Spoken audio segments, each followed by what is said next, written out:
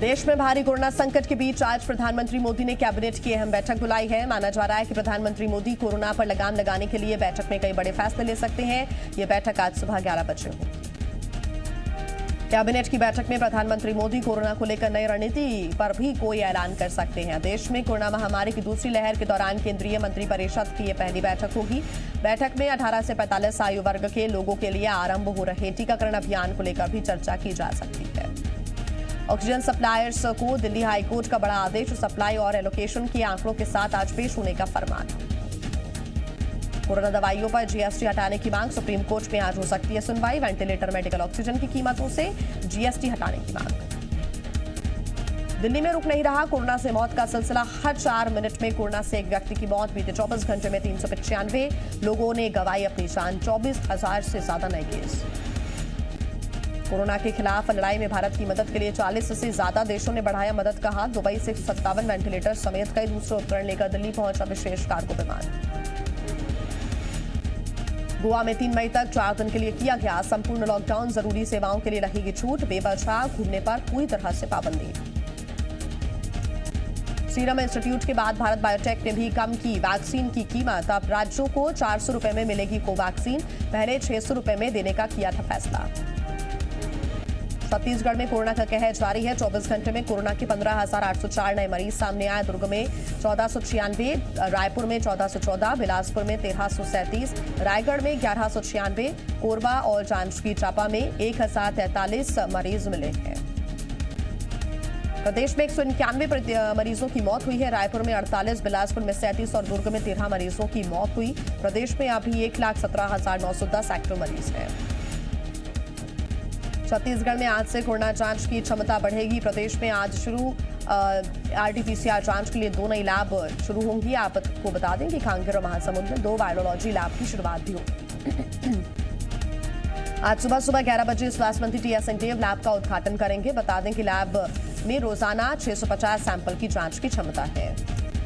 मध्य प्रदेश में कोरोना का कहर जारी। 24 घंटे में कोरोना के 12,762 नए मरीज सामने आए। इंदौर में 1789, भोपाल में 1811, ग्वालियर में 920 और जबलपुर में 741 नए केस मिले। प्रदेश में पॉजिटिविटी रेट 21.4% है। कुल 95 मरीजों की मौत हुई है। मध्य प्रदेश में 18 से 45 साल के बीच के लोगों को वैक्सीनेशन के लिए फिलहाल थोड़ा और इंतजार करना होगा। वैक्सीन की कमी के कारण 1 मई से प्रदेश में वैक्सीनेशन शुरू नहीं हो सकेगा, तो वहीं 45 साल से ज्यादा उम्र वालों का वैक्सीनेशन जारी रहेगा। मध्य प्रदेश में निजी एवं औद्योगिक संस्थानों को वैक्सीन खुद ही खरीदनी होगी। जिन निजी एवं औद्योगिक संस्थानों में टीकाकरण शिविर चल रहा है, उनके लिए आदेश जारी कर दिए गए हैं। निजी एवं औद्योगिक संस्थानों को वैक्सीन बनाने वाली कंपनियों से खुद खरीदनी होगी वैक्सीन। सीएमएचओ के जरिए वैक्सीन उपलब्ध करवाए जाने पर रोक लगा दी गई है। अब तक ये निःशुल्क टीकाकरण शिविर चला रहे थे। छतरपुर एसडीएम संतोष चंदेल का निधन हो गया है। संतोष चंदेल कोरोना पॉजिटिव थे। उनका हैदराबाद में इलाज चल रहा था। तबीयत बिगड़ने पर पहले उन्हें जिला अस्पताल से जबलपुर, फिर हैदराबाद रेफर किया गया था, जहां इलाज के दौरान उनकी मौत हो गई। राज्य सरकार ने उन्हें एयर एम्बुलेंस के जरिए इलाज के लिए हैदराबाद भेजा था। छतरपुर एसडीएम संतोष चंदेल के निधन पर सीएम शिवराज ने भी शोक व्यक्त किया। सीएम ने ट्वीट कर संतोष चंदेल को श्रद्धांजलि दी और काम के प्रति उनकी निष्ठा और समर्पण को अभूतपूर्व बताया। सीएम शिवराज ने लिखा कि एसडीएम संतोष चंदेल का निधन प्रदेश के लिए बड़ी क्षति है। सीएम शिवराज सिंह चौहान आज स्ट्रीट वेंडर्स को अनुदान राशि देंगे। सीएम स्ट्रीट वेंडर्स के खातों में 1,000 रुपए ट्रांसफर करेंगे। आज सीएम 6,10,000 शैली स्ट्रीट वेंडर्स के खाते में 61 करोड़ रुपए ट्रांसफर करेंगे। पीएम स्वनिधि योजना के तहत स्ट्रीट वेंडर्स को अनुदान राशि मिलने वाली है।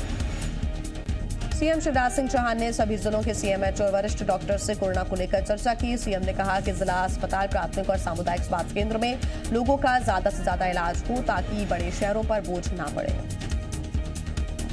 सीएम ने कहा कि व्यापक पैमाने पर ऑक्सीजन प्लांट लगाने की कोशिश हो रही है, ताकि भविष्य में व्यवस्थाएं ठीक रहें।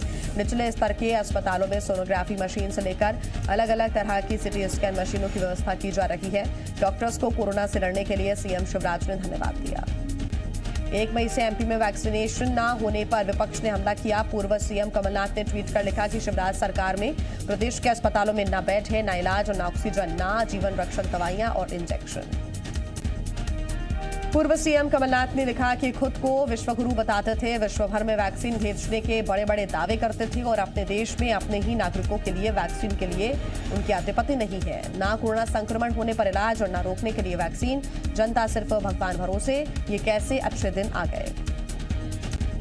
तो वहीं वैक्सीनेशन पर संकट को लेकर पूर्व स्वास्थ्य मंत्री अजय चंद्राकर ने सरकार पर हमला बोला। अजय चंद्राकर ने कहा कि अगर भूपेश सरकार 1 मई से वैक्सीनेशन शुरू नहीं कर रही है तो प्रदेश के कांग्रेसियों को बायो बबल्स में रखने का इंतजाम करना चाहिए। उन्होंने कहा कि छत्तीसगढ़ की जनता शुरू से ही केंद्र सरकार के भरोसे है। रायसेन के जिला अस्पताल में उस वक्त भागदौड़ की स्थिति बन गई जब देर रात स्वास्थ्य मंत्री प्रभुराम चौधरी अचानक अस्पताल पहुंच गए। प्रभुराम चौधरी ने जिला अस्पताल का निरीक्षण किया और स्वास्थ्य सेवाओं के साथ कोरोना मरीजों की जानकारी ली।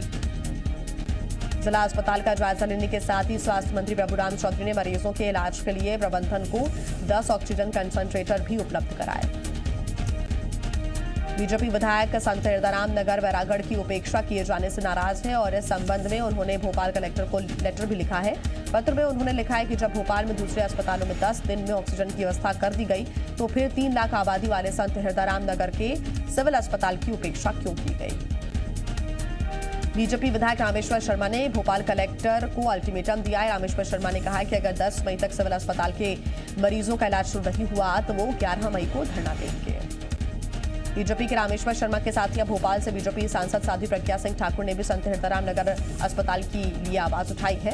सांसद प्रज्ञा ठाकुर ने भोपाल कलेक्टर को पत्र लिखकर संत हिरदाराम नगर के सिविल अस्पताल को कोविड अस्पताल में तब्दील करने की मांग की।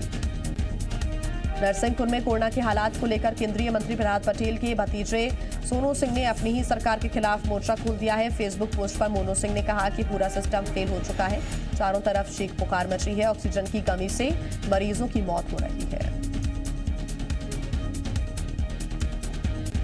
मोनू सिंह ने कहा कि मरीजों को ऑक्सीजन और रेमडेसिविर इंजेक्शन नहीं मिल रहे हैं। ऐसे में जिले के कोरोना प्रभारी मंत्री कहां पर हैं? मोनू सिंह के मुताबिक नरसिंहपुर जिले के हालात भयावह हैं। मौत के आंकड़ों को प्रशासन झुठला रहा है। अगर हकीकत जाननी है तो शमशान घाट जाकर नेता देखें कि कितने लोगों की मौत हो रही है। नमो उपचुनाव के 2 मई को नतीजे आएंगे, लेकिन कोरोना संक्रमण को देखते हुए चुनाव आयोग ने सख्त निर्देश दिए हैं कि कोरोना एंटीजन टेस्ट रिपोर्ट के बिना कोई भी शख्स मतगणना के लिए नहीं जा पाएगा।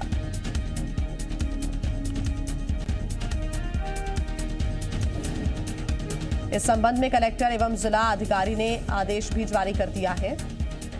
1 मई को काउंटिंग एजेंट का टेस्ट होगा। रिपोर्ट नेगेटिव आने के बाद ही मिलेगा मतगणना केंद्र पर एंट्री। धार जिले में 10 मई तक कोरोना कर्फ्यू बढ़ा दिया गया है। 10 मई सुबह 6 बजे तक धार में कोरोना कर्फ्यू जारी रहेगा। कलेक्टर ने इस संबंध में आदेश जारी कर दिए हैं। साथ ही लोगों से कोरोना कर्फ्यू के लिए तय नियमों का पालन करने की भी अपील की गई है। धार में कोरोना का संक्रमण कम होने का नाम नहीं दे रहा है, तो वहीं दुकानदार बाज नहीं आ रहे हैं। आदिवासी क्षेत्र टांडा स्थित कपड़े की दुकान के अंदर करीब 60 ग्राहक मौजूद थे। पुलिस के आने की सूचना पर दुकानदार ने सभी ग्राहकों को ताले में बंद कर दिया। निवाड़ी जिले में प्रशासन की तानाशाही वाला रवैया सामने आया है। शहर के वार्ड नंबर 5 और 6 में कोरोना पॉजिटिव मरीजों के घर में तालाबंदी कर दी गई है। आरोप है कि कोरोना संक्रमित मरीजों के जो परिवार वाले हैं उनके सभी सदस्यों को घर के अंदर बंद कर दिया गया है। जब इसका पता मीडिया को लगा तो आनन फानन में नगर परिषद कर्मचारियों ने ताला खोल दिया। मामले में तहसीलदार ने कहा कि कोरोना पॉजिटिव मरीजों के पड़ोसियों ने मरीजों के घर से बाहर घूमने की शिकायत की थी, जिसके बाद तालाबंदी की कार्रवाई की गई ताकि कोरोना मरीज बाहर ना निकल सके। बाद में सभी ताले खुलवा दिए गए। प्रशासन के इस कदम से कोरोना पॉजिटिव मरीजों में दहशत है। बड़वानी जिले में 10 मई तक कोरोना कर्फ्यू बढ़ा दिया गया है। साथ ही विशेष रूप से आने वाले वक्त में होने वाली शादियों को लेकर भी आदेश जारी किए गए। 6 मई तक शादियां हो सकेंगी। 7 मई तक लगाए गए कोरोना कर्फ्यू में वीकेंड लॉकडाउन जोड़कर इसे 10 मई तक बढ़ा दिया गया। शादियों पर लगी रोक के फैसले में संशोधन कर 6 मई तक कोविड-19 प्रोटोकॉल की पालन के साथ अनुमति दे दी गई है। बड़वानी जिला कलेक्टर ने मामले पर पूरी जानकारी देते हुए स्पष्ट किया। हालांकि इस फैसले में शादी वाले घरों में लोगों की आशंका खत्म हो गई है। गरियाबंद में मुस्लिम युवाओं ने आपसी भाईचारे की मिसाल पेश की। आमती में 40 साल के लोकेश जामले की कोरोना से मौत हो गई। उनके बुजुर्ग पिता और दिव्यांग छोटे भाई भी कोरोना पॉजिटिव हैं। परिवार के बाकी सदस्य भी बीमार हैं, जिसकी वजह से लोकेश जामले का अंतिम संस्कार नहीं हो पा रहा था। इसके बाद ताहिर खान और उनकी टीम ने लोकेश जामरे का हिंदू रीति रिवाज से अंतिम संस्कार किया। सत्तानी समाज के प्रदेश अध्यक्ष हेमंत सांग ने बताया और चिता को मुखाग्नि दी। कोंडागांव जिला में कोरोना के बढ़ते मामलों को देखते हुए लॉकडाउन लगाया गया है, लेकिन लोगों की लापरवाही अभी भी जारी है। कुम्हारपारा पंचायत में हुए शादी समारोह का एक वीडियो वायरल हो रहा है, जिसमें लोग कोरोना गाइडलाइन की जमकर धज्जियां उड़ा रहे हैं। वीडियो में 30 भी नहीं बल्कि 50 नहीं, लगभग 100 से ज्यादा लोग इस शादी में शरीक होकर एक साथ नाचते गाते दिख रहे हैं। शादी समारोह समापन की तरफ गया, लेकिन लोग अपने घर चले गए। इसके बाद प्रशासन की नींद टूटी। शादी में भी शामिल हुए लोगों को कोरोना टेस्ट हुआ तो 60 लोगों की रिपोर्ट पॉजिटिव आई है। ग्वालियर में बढ़ते कोरोना संक्रमण के बीच एक ऐप के जरिए कोविड कंट्रोल कमांड सेंटर से होम आइसोलेशन में रह रहे मरीजों की लगातार निगरानी की जा रही है। इस ऐप का नाम है स्मार्ट कोरोना कवच।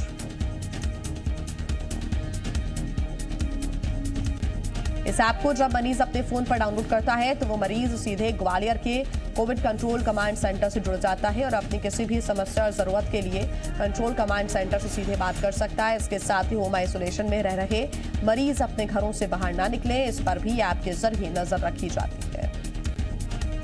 जबलपुर में पुलिस वालों ने अपनी वर्दी के साथ ही इंसानियत का भी फर्ज निभाया और अपनी जान पर खेलकर 22 मरीजों की जान बचाई।